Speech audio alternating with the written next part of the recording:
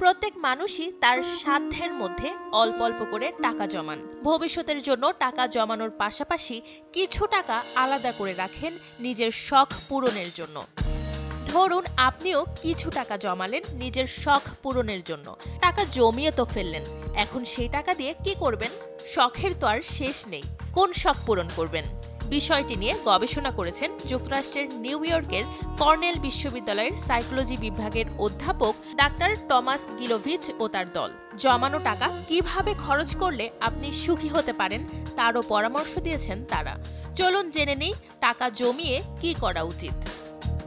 ছোটবেলায় স্কুলে যাবার সময় টিফিনের জন্য বাবা মা অল্প কিছু টাকা দিতেন।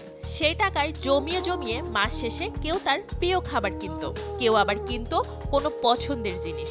বড়বেলায় অনেকেই টাকা জমান এরকম নিজের ছোট ছোট কিছু শখ পূরণের জন্য, কিন্তু অনেকেই বুঝে উঠতে পারেন না সেই টাকা দিয়ে পছন্দের জিনিস কিনবেন নাকি ঘুরতে যাবেন। গবেষণা বলছে সুখী হতে চাইলে টাকা জমিয়ে আপনার ঘুরতে যাওয়া উচিত। কিন্তু কেন এই পরামর্শ?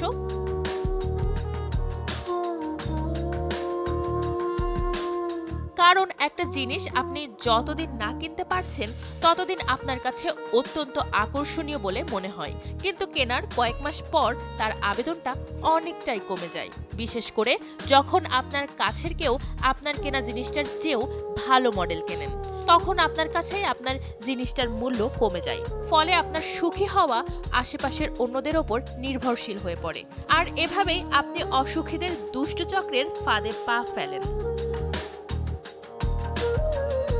আবার ধরুন আপনার মনে হচ্ছে একটা আইফোন কিনতে পারলেই আপনি সুখী হবেন, আপনার আর কিছু লাগবে না, কিন্তু দেখবেন সেটা কেনা হয়ে গেলেই আপনার আরেকটা জিনিস কেনার চাহিদা হবে। কোনো কিছু আপনাকে পুরোপুরি সন্তুষ্ট করতে পারবে না, কেননা জীবনযাপনে বিলাসিতার কোনো সীমানা নেই। কিন্তু আপনি যদি ঘুরতে যান তাহলে আপনার মন ভালো হবে, নতুন কিছু ভালো স্মৃতি যোগ হবে আপনার জীবনে, যেগুলো সারা জীবন আপনার মনে থাকবে। এছাড়া ভ্রমণ ও অভিজ্ঞতা একটা মানুষকে মানুষ হিসেবে গড়ে তুলতে সাহায্য করে। নানান অভিজ্ঞতা নানা কিছু শেখায়, নতুন জ্ঞান, নতুন মানুষের সঙ্গে পরিচয়, বন্ধুত্বের ভেতর দিয়ে আপনি ক্রমাগত নিজের সেরাটা হয়ে ওঠেন।